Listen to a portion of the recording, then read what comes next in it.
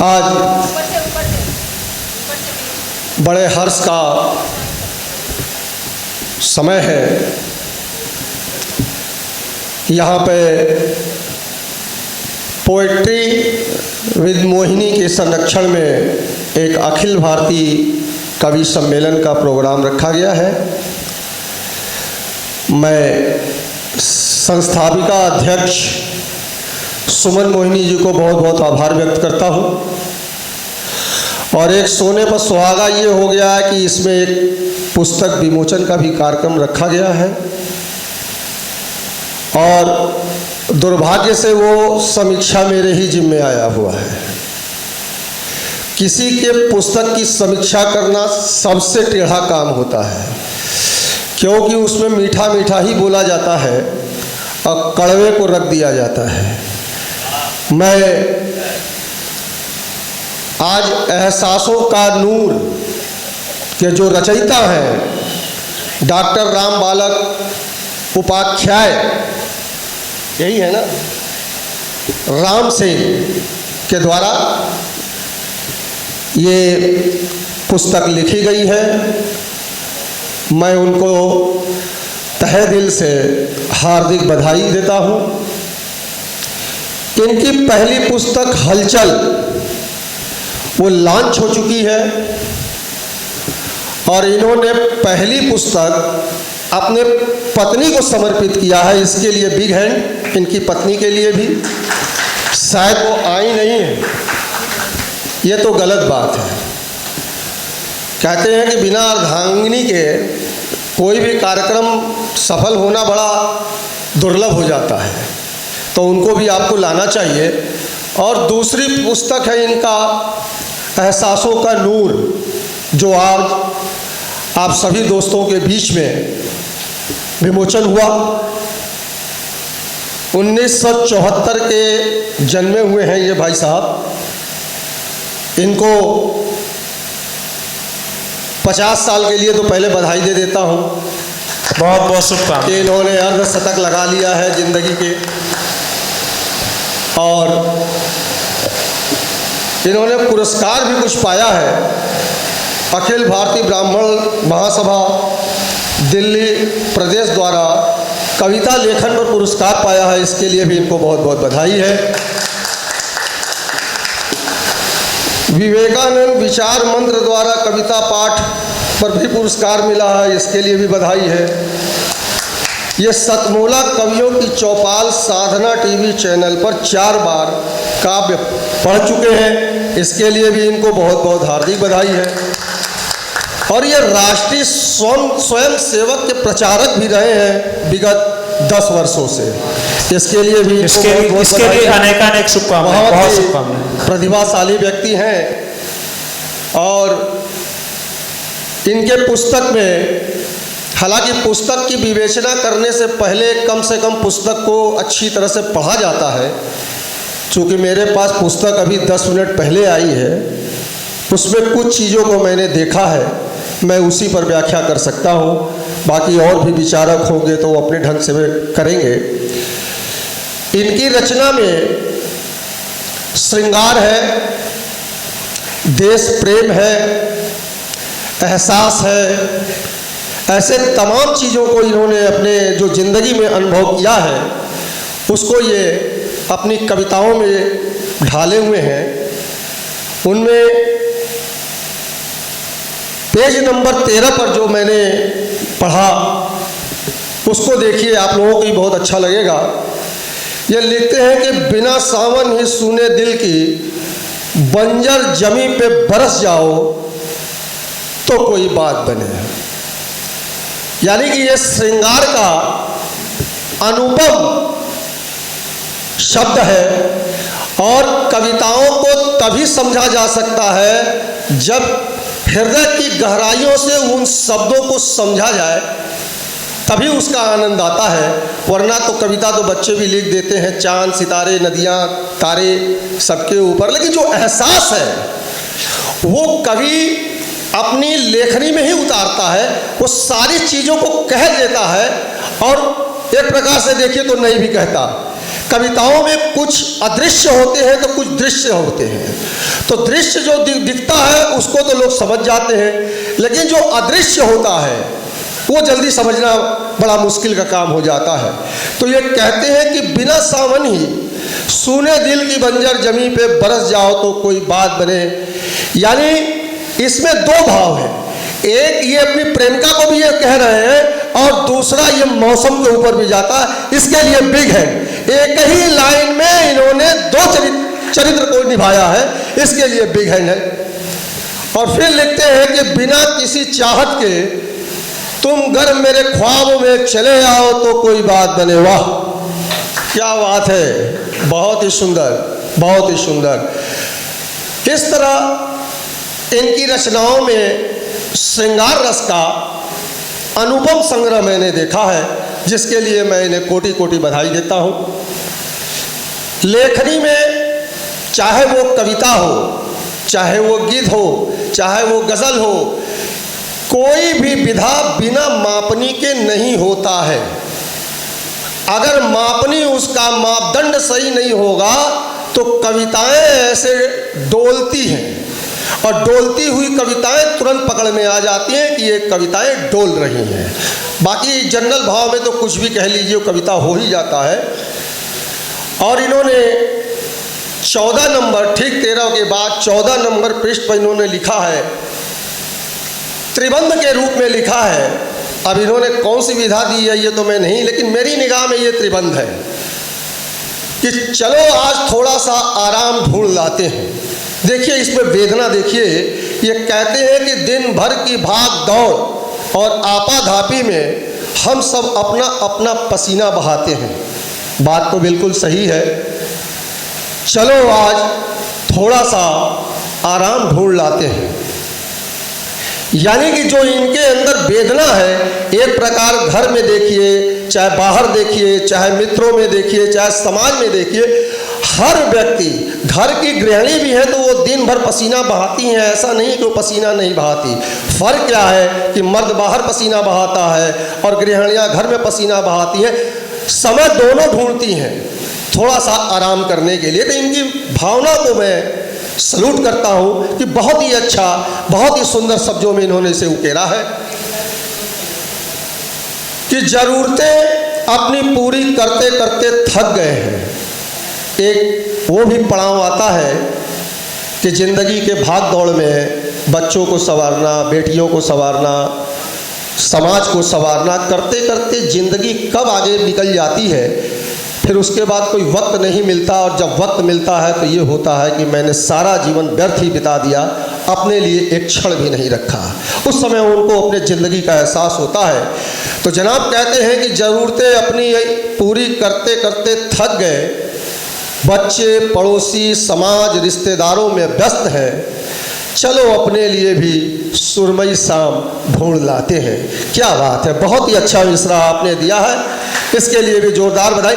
यानी कि ये जो भाव की जो गहराई है वो इनकी कविताओं में देखने को मिलती है। एहसासों का नूर, आप सभी लोग यहाँ कवि हैं, एहसासों का नूर का मतलब क्या? नूर का मतलब होता है प्रकाश, रोशनी, दिव्यता।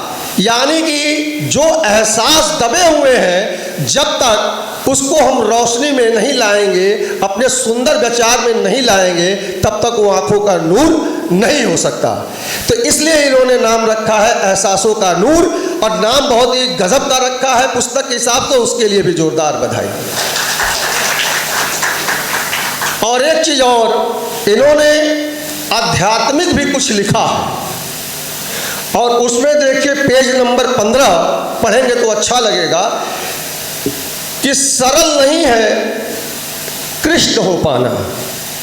बात तो सही है कि हर आदमी कृष्ण नहीं हो सकता। कृष्ण हो चाहे राम हो, जितने भी अवतार हुए हैं, सभी लोगों ने कष्ट सहा है। कष्ट इसलिए सहा है कि आने वाली जो उनकी पीढ़ियां हम लोग हैं और भी आने वाले हैं, उन्होंने जो मर्यादा स्थापित किया है उसी का नाम है कृष्ण या राम। राम या कृष्ण किसी व्यक्ति का नाम नहीं है, वो एक मर्यादा है। कृष्ण ने अपने काल में कुछ आगे दिखाया गीता के रूप में, रामचरितमानस में तुलसीदास जी ने दिखाया। तो जो व्याख्या है वो बड़ा ही कटुता भरा होता है और उस मर्यादा पर चलना बड़ा मुश्किल होता है। कहने के लिए तो हम संस्कार की बात कर लेते हैं, लेकिन संस्कार की बात करने से पहले स्वयं में संस्कार को धारण करना बड़ा जरूरी होता है। कविताओं में लिख देने से कुछ नहीं होता। तो यहाँ ये लिखते हैं कि सरल नहीं है कृष्ण हो पाना, गुरुता को लघु होना पड़ता है। यानी कृष्ण के नाम से ऊपर इन्होंने गुरु का स्थान दिया है। बहुत ही सुंदर, बहुत ही लाजवाब, क्योंकि गुरु गोविंदो खड़े काको लागू पाए, बलिहारी गुरु आपने अरे गोविंदियो बताए। तो गुरु सर्वोपरि है। ये कविता भी जो लिखी जाती है बिना गुरु के नहीं लिखा जा सकता। आप बिना गुरु किए हुए कविताओं को लिखना शुरू कर दीजिए, त्रुटियां आपको मिलेगी। इस पुस्तक में मापदंड न होने के नाते भी गलतियां हैं, लेकिन मैं उसको इसलिए इग्नोर कर रहा हूं क्योंकि ये एहसासों का नूर है। इन्होंने जो दिव्यता प्रदान की है मैं उसका कायल हूं। तो ये लिखते हैं कि सरल नहीं है कृष्ण हो पाना, गुरुता को तो लघु होना पड़ता है, और जीवन के नित्य हवन कुंड में समिधा सम जलना पड़ता है। जिस तरह आप हवन करते हैं और उसमें जो समिधा डाली जाती है, घी है, हवन सामग्री है, यानी जितनी भी वस्तुओं से हम स्वाहा कहते हैं उसी का नाम है समिधा। तो इन्होंने लिखा है कि जीवन के नित्य हवन, जीवन भी एक नित्य हवन कुंड है। दुख, सुख, दर्द, प्रेम, एहसास, सभी चीजों को हवन कुंड में दफन करना पड़ता है, स्वाहा करना पड़ता है। तो इन्होंने आध्यात्मिक तरीके से भी इसे उतारा है। और 14 साल तक जननी के आंचल से दूर भी रहना पड़ता है। भगवान राम 14 वर्ष का वनवास काटे हैं। इन्होंने भगवान राम की भी चर्चा की। और 3 लोग मुख में धर कर भी घुटनों के बल चढ़ना पड़ता है, यानी भगवान कृष्ण को भी इन्होंने इसमें उतारा है। और सरल नहीं है कृष्ण हो पाना, गुरुता को लघु होना पड़ता है। इनकी ये मार्मिक किताबें बहुत ही सुंदर है और मैं यहाँ सभी से यह आग्रह करूँगा कि इनके पुस्तक को आप परचेस कीजिए और पढ़िए। इसमें देशभक्ति भी है, इस नाते से नहीं कि इसमें क्या लिखा है, इस नाते से कम शब्दों का ज्ञान हो जाएगा, मिसरों का ज्ञान हो जाएगा। और जो शब्द नहीं मिलेंगे वो गूगल से छांट लीजिएगा, हर शब्द के भाव मिल जाएंगे। इन तथ्यों के साथ अभी और भी समीक्षक होंगे यहाँ पे, मैं इन तथ्यों के साथ मैं भाई साहब को, राम सिंह जी को बहुत बहुत धन्यवाद प्रेषित करता हूँ। जय हिंद, जय समाजवाद। और मैं इसे आग्रह करूँगा कि अपना इसी तरह संकलन अपना जो है आगे लिखते रहें और प्रचार करते रहें। Thank you.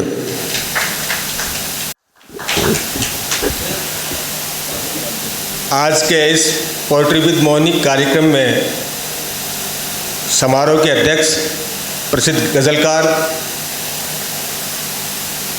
और कार्यक्रम के प्रायोजक राजस्थान से आए अजय जी और इस पुस्तक के रचयिता विकल साहब, उपस्थित सभी साहित्यिक साधकों को मेरा स्वागत, मेरी तरफ स्वागत, अभिनंदन, वंदन। मैं अभी आप पुस्तक पढ़ी है, देखी है मैंने। मैं एक साहित्यकार तो नहीं हूँ, वो भाई साहब ने काफ़ी कुछ बताया है पुस्तक के बारे में, फिर भी मैं जो कुछ देख पाया हूँ उस हिसाब से अपनी वाणी से मेरे अनुभव बता पा रहा हूँ। इस एहसासों के नूर पुस्तक में विकल साहब ने काफ़ी कुछ रचनाएं श्रृंगार की, प्रेम की, एहसास की, देशभक्ति की का समावेश किया है और सरल और शब्दों का चयन किया है जिससे आम व्यक्ति, आम पाठक भी पढ़े तो उस रचना को अच्छी तरह समझ सकता है। और उनका ये प्रयास बहुत ही सुंदर और सराहनीय है। ज़्यादा तो मैं पढ़ नहीं पाया हूँ पुस्तक को, इतना नहीं कह पाऊँगा। मैं तो इतना कहूँगा कि उनका ये प्रयास के लिए मैं अपनी तरफ से बहुत बहुत शुभकामनाएं देता हूँ। आगे भी ऐसा लिखते रहें और आपकी लेखनी से समाज को प्रेम की, भाईचारे की, देशभक्ति की, श्रृंगार की रचनाओं से सुशोभित करें। कवि की लेखनी बड़ी महत्वपूर्ण होती है।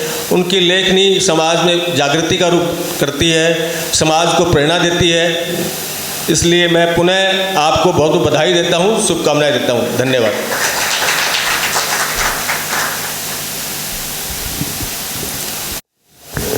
आप सभी को प्रणाम। मैं इस बारे में अभी कुछ नहीं बोल पा रहा हूँ, उसके लिए क्षमा करें। और मैं मेरी तरफ से आपको बहुत बहुत शुभकामनाएं कि आपकी ये पुस्तक, आपके जो ये विचार सभी को अच्छा लगे और कुछ इससे कुछ सीखने की प्रेरणा लें। ऐसी मैं आप सभी को और भाई साहब को शुभकामना देते हुए प्रणाम।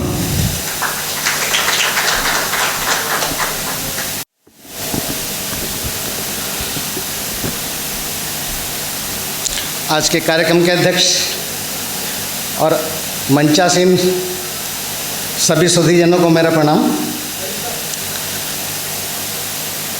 और इस साहित्याकाश के दीप्तमान नक्षत्रों को भी प्रणाम करता हूँ।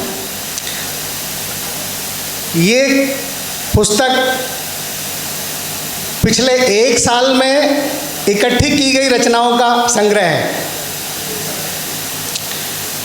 मैं पिछले वर्ष पोइट्री विद मोहिनी लखनऊ में था और पहली बार मैंने रचना पढ़ी थी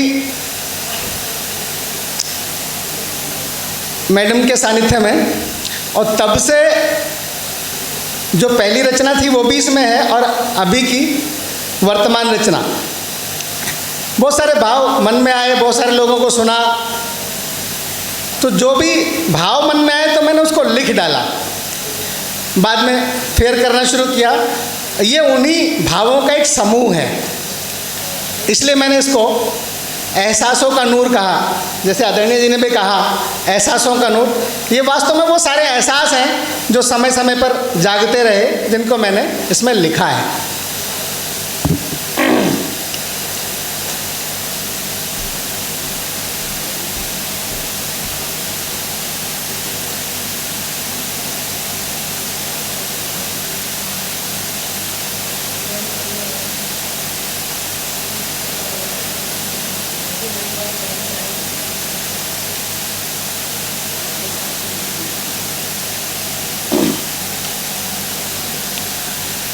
इसमें जो मैंने पहली रचना लिखी थी वो एक गीत था जो मैंने वहाँ पढ़ा था पहली बार। उसकी कुछ पंक्तियाँ दोहराता हूँ। और ये किसी के साथ बैठा हुआ था तो बड़े हारे से लग रहे थे, बहुत परेशान थे। उन्होंने बहुत सारी बातें मुझे बताई, वो राजनीतिक क्षेत्र से भी कुछ संबंध रखते थे। तो मैंने उस पर उनके भावों को लिखा है।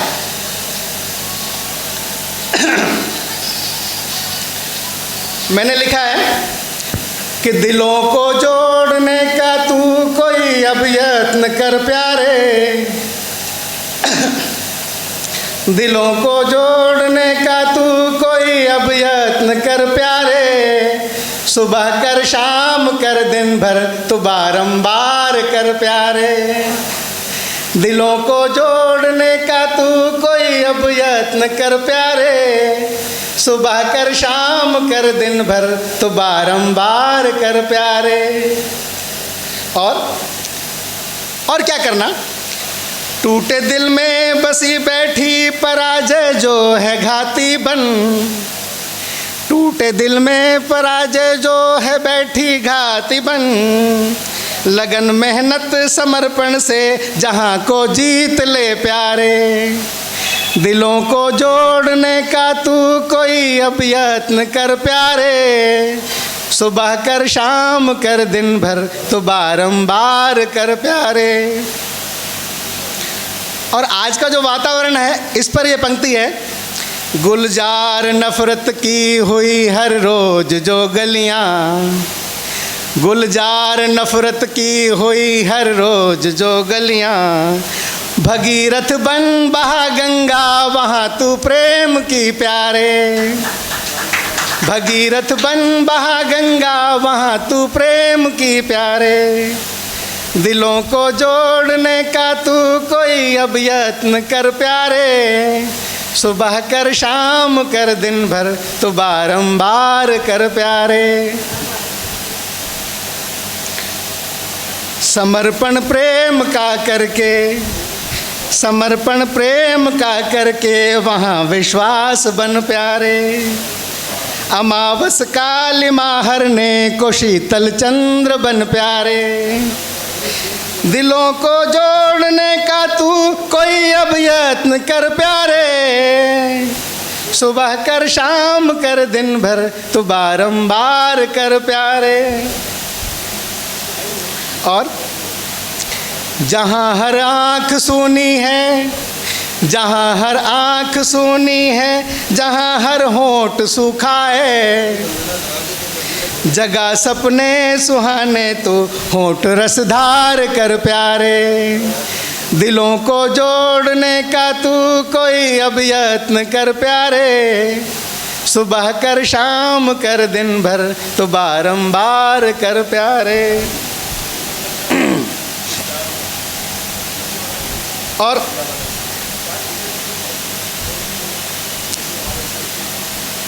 अंत में दो छंद, न जाति पंथ भाषा वर्ग मजहब अब बने बाधा,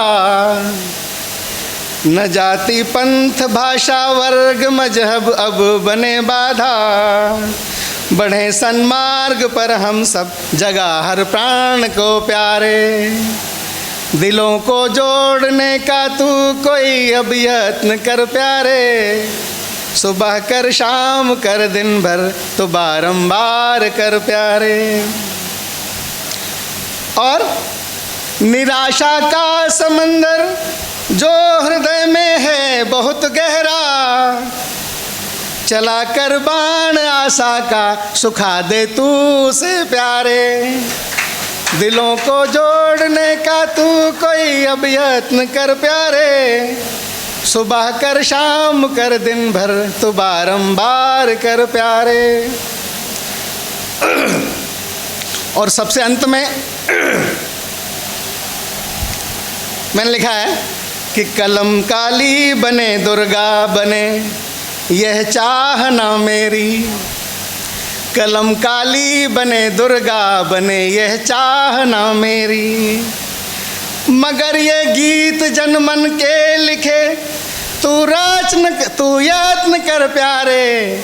दिलों को जोड़ने का तू कोई अब यत्न कर प्यारे, दिलों को जोड़ने का तू कोई अब यत्न कर प्यारे।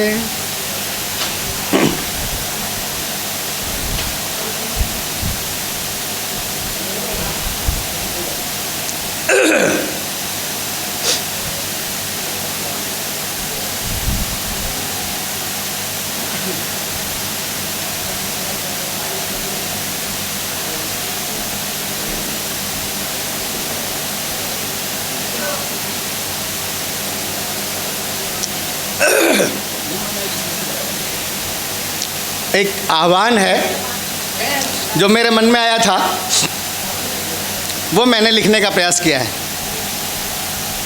हाँ, मैं ज़िंदगी के उदासी भरे पहाड़ों को काटकर मीठे शब्दों की सुर सरता बहाने निकला हूँ। शब्द स्वरा के मधुर जलधि की हृदय लहरों पर मृदु भावों का संसार सजाने निकला हूँ। इस फटी जीन्स और पॉप सॉन्ग के अंधियारे में, इस फटी जीन्स और पॉप सॉन्ग के अंधियारे में कविता का मैं ज्वार बहाने निकला हूँ।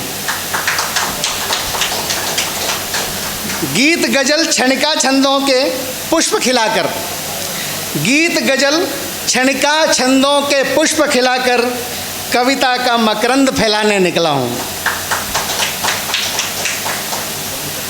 समर शेष अवशेष अभी है महासमर का, समर शेष अवशेष अभी है महासमर का, गंगा पुत्र बाणों की सैया शेष रही है। उस महाबली कौशल केशव की विजय पताका फिर उस पुण्य धरा पर फहराने निकला हूँ। श्यामल कुंतल है श्याम घटा बिखरी जुल्फों के, श्यामल कुंतल है श्याम घटा बिखरी जुल्फों को नव यौवन सुंदर श्यामा रुखसार बनाने निकला हूँ। नव अंकुर नवधा कवियों में पहचान बनाने निकला हूँ। मैं मानव कलुषित मन को गंगा नहलाने निकला हूँ।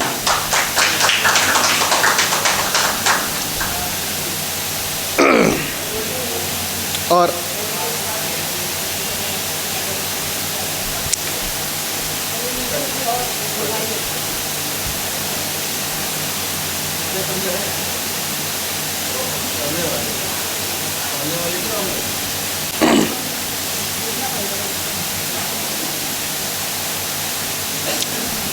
और जैसा इन्होंने कहा था दूसरी रचना एक श्रृंगार, वो पढ़ देता हूँ।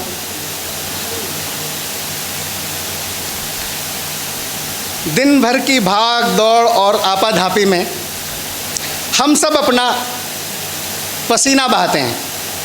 चलो आज थोड़ा सा आराम ढूंढ लाते हैं, चलो आज थोड़ा सा आराम ढूंढ लाते हैं। ज़रूरतें अपनी पूरी करते करते थक गए हैं। बच्चे, पड़ोसी, समाज, रिश्तेदारों में व्यस्त हैं। चलो अपने लिए भी कोई सुरमई शाम ढूंढ लाते हैं। चलो अपने लिए थोड़ा सा आराम ढूंढ लाते हैं। रात और भोर में हम अंतर करना भूल गए हैं। रात और भोर में हम अंतर करना भूल गए हैं। अगले दिन की चिंता में रातों को सोना भूल गए हैं। चलो आज अपने लिए भी कोई सुहानी भोर ढूंढ लाते हैं। चलो आज थोड़ा सा आराम ढूंढ लाते हैं। हर घड़ी हर पल तेज गति से बीत रही है जिंदगी। हर घड़ी हर पल तेज गति से बीत रही है जिंदगी। हर क्षण अमूल्य बिना कुछ दिए ही लिए ही बढ़ चली है जिंदगी। हर क्षण अमूल्य बिना कुछ लिए बिना दिए बढ़ चला। आओ साथ बैठकर कुछ पलों को यादगार बनाते हैं। आओ साथ बैठकर कुछ पलों को यादगार बनाते हैं। चलो अपने लिए भी थोड़ा सा आराम ढूंढ लाते हैं। जिंदगी के पीछे दौड़ते रहे पर उसे जी नहीं पाए हम। जिंदगी के पीछे दौड़ते रहे पर उसे जी नहीं पाए हम। कभी मजबूरी कभी जिम्मेदारी के रूप में उससे मिले हम। किससे? जिंदगी से। कभी मजबूरी कभी जिम्मेदारी के रूप में उससे मिले हम। चलो आज जिंदगी के लिए भी कुछ मुश्किलों को हराते हैं। चलो थोड़ा सा अपने लिए भी आराम ढूंढ लाते हैं। कमियां ढूंढते रहे दूसरों में सदा ही हम हलचल। कमियां दूसरों में ढूंढते रहे हम सदा ही हलचल। न कभी दूसरों की सुनी न हम ही सुना पाए अपनी। चलो आज कुछ चुटकुले और ठहाके लगाते हैं। अपने लिए थोड़ा सा आराम ढूंढ लाते हैं। मानव के साथ साथ समय भी स्वार्थी हो चला है। मानव के साथ साथ समय भी स्वार्थी हो चला है। उसमें अपनों की चिंता और मुस्कान को छला है। समय मानव के साथ साथ समय भी स्वार्थी हो चला है। उसने अपनों की चिंता और मुस्कान को छला है। चलो आज नयनों के साथ, चलो आज अपनों के साथ बैठकर चाय पी आते हैं, चलो अपने लिए थोड़ा सा आराम ढूंढ लाते हैं। किया करता था, तो मैं चाहता हूं कि इसकी प्रथम पंक्ति मैं अपने हाथ से आदरणीय सुमन जी को समर्पित करूं। आप सब लोग मेरा सहयोग दें। मैडम, पहली प्रति अपने हाथ से मैं आपको समर्पित करूं।